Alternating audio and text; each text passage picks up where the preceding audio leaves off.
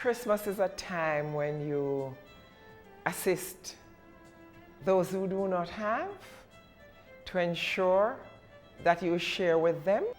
And I think that for a number of organizations in Jamaica, particularly churches, and you have social workers and communities coming together to provide for those they know do not have. And that is very important and critical. It is about helping others. It is about caring, and it is about sharing. When you assist someone that is in need, you always feel very good about it, that you are able to assist someone.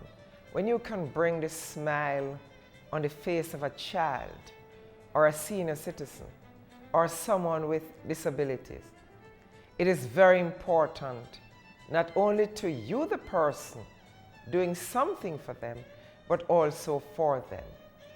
And they would understand that there are some persons on earth who care and will share. As children, we were well treated. And you'd have the green gungo, rice and peas, and you'd have steak, chicken, and I mean the country chicken. You'd have, for dinner, you'd have a lot of food. And then our mom sometimes would send us to persons who are senior persons, and said, well, we're not sure what they're having today, so we would have to take some of what they prepared for some of those persons. We got the greatest gift of all on Christmas, which was the birth of Jesus Christ. And the fact that we got that gift for life, for love, for health, for prosperity, then we in turn need to share that special gift with others. The gift of loving, of caring, and of sharing. For me, the most important thing is the birth of the Master Jesus Christ and the celebration of the birth.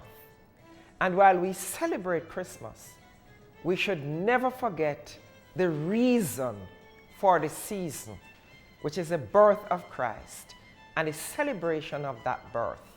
And I think that is very, very important.